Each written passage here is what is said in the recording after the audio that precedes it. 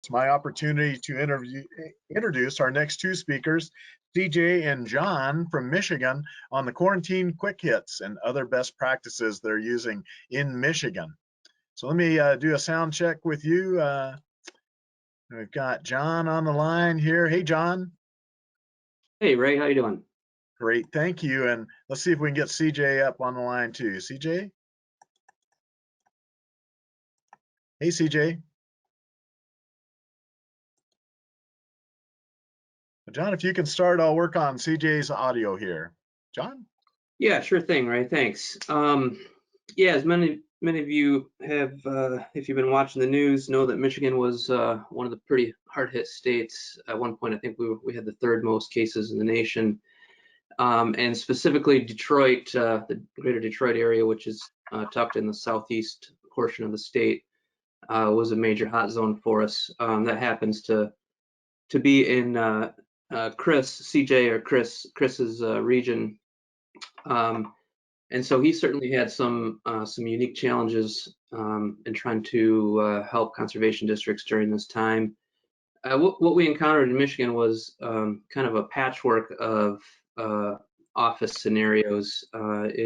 Specifically in Southeast, we had districts that were co-located with NRCS flat out close their offices for a period of time. We had many that following NRCS's guidelines had restricted access to the public, and only one employee from each agency was allowed in the building at a time. So one FSA person, one NRCS person, one conservation district person.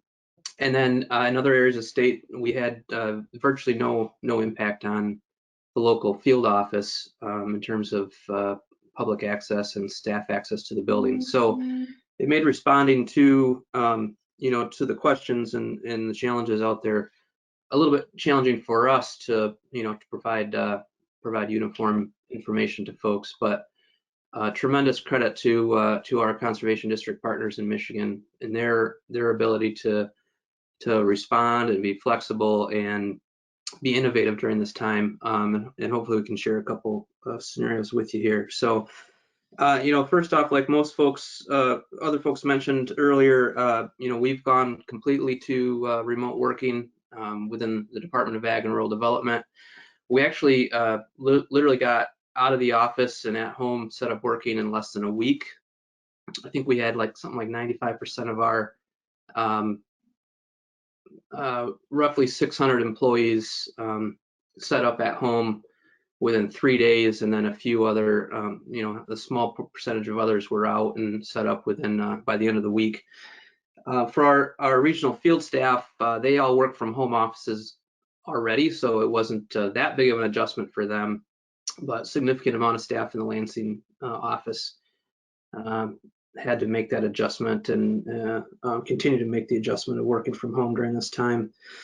The other really challenging thing for us was just trying to respond to the in many cases daily or hourly changes.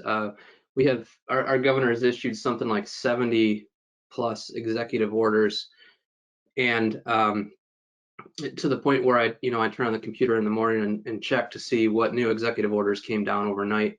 Trying to navigate all those as they come out and decipher which ones apply to conservation districts and what parts of it, and trying to get that information out to folks across the state, which in itself was a challenge because everything had to be reviewed internally before we could get the approval to send out any external communications. So there were instances where I literally waited weeks to get, in my opinion, some fairly basic information out to folks, and other instances where I'm still waiting, still haven't been able to send guidance or information out.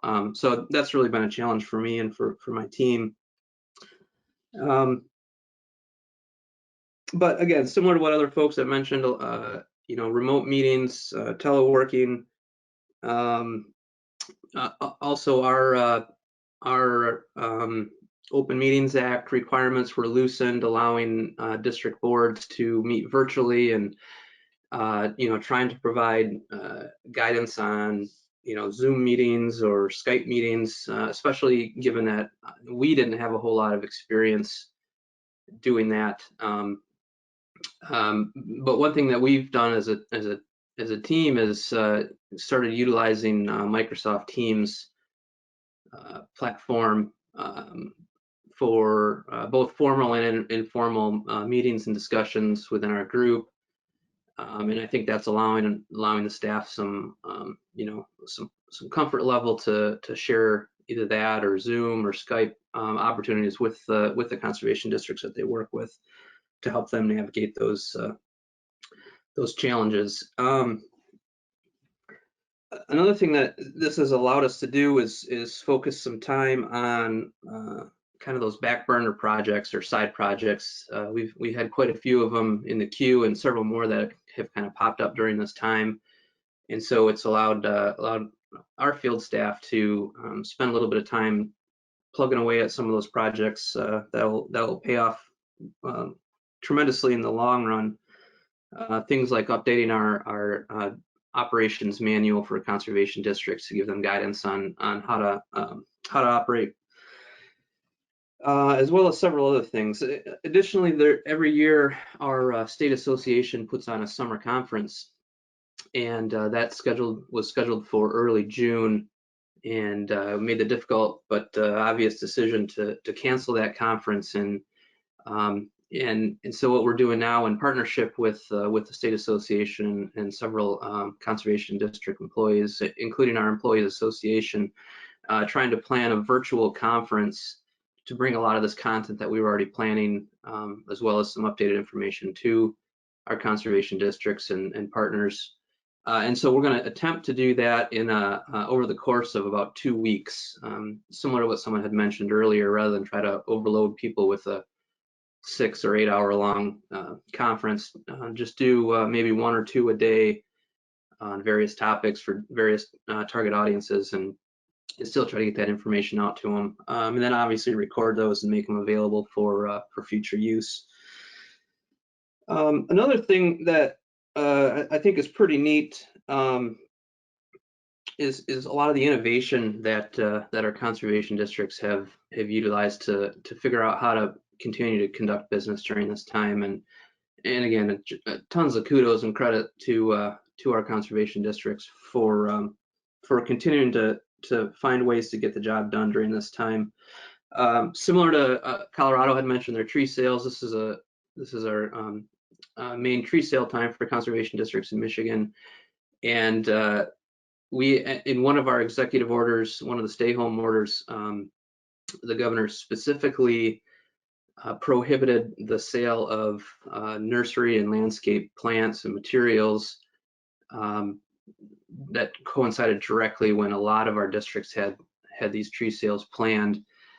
And so they had to be creative on how to deal with that challenge, because it's a major source of income for many of them.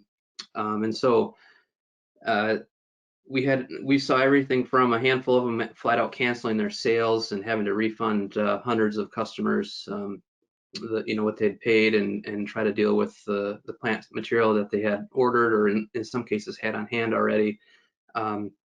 Many of them moved their sales back to early May, and luckily the newer order came through and it lifted some of those prohibitions on nursery and plant sales, allowing them to move forward with their sales.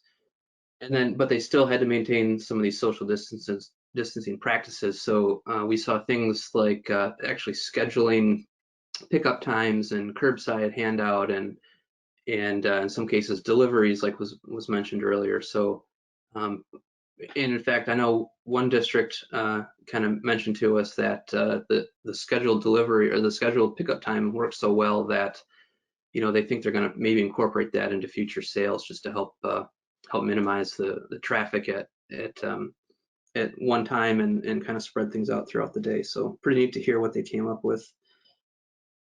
Another thing that was again just continues to amaze me is the way the conservation district managers and staff figure out how to get work done. Again, a lot of times with them and or their staff teleworking as well. Heard one example from a district where their technician was working with a farmer and using the mailbox as a drop box. And so they would do some work from home and provide some specific directions for the farmer on what they needed to do, put it in their mailbox, send them a text message. Farmer would grab the information from the box, do whatever work they were asked to do, and then let the technician know when they had the the updated material in the mailbox, and they'd swing by and pick it up. So pretty neat to hear stories like that. Also instances where folks would obviously get landowner permission, but do site visits either with the landowner on the phone or without the landowner present, and collect the information and do the work that they need to do, and then follow up with the landowner after the fact. So it just it just never ceases to amaze me how creative these folks are, and again, ton of kudos for the work that they're doing. We are trying to collect as many of these neat stories as we can, in hopes of being able to kind of share down the road. When questions get asked, or if nothing else, maybe there's some little gems in here on things that could be incorporated in the future that maybe we never would have thought of doing in a normal scenario. So it's pretty neat to hear these stories. Thanks, Lastly, John. Really appreciate your presentation today. Any last comment before we move on to Rhode Island? yeah, one real quick thing, Ray. We've been looking at trying to take a new approach to working with conservation districts in Michigan here for the better part of a year. In fact, we're to a point where we're just kind of piloting this new approach with a handful of districts. And one of the things we identified early on was, currently our regional field staff does quarterly site visits in person with districts, and obviously they're not able to do that during this time. We had, for years talked about the potential of doing virtual site visits, and so this has actually forced us to do that and get comfortable with the technology, and so it's something that I think we will incorporate moving forward. Obviously not 100% virtual, but maybe 2 virtual, 2 physical visits or something like that. So it's allowed us an opportunity to or kind of forced us into trying this different approach, and hopefully something will come of that too. So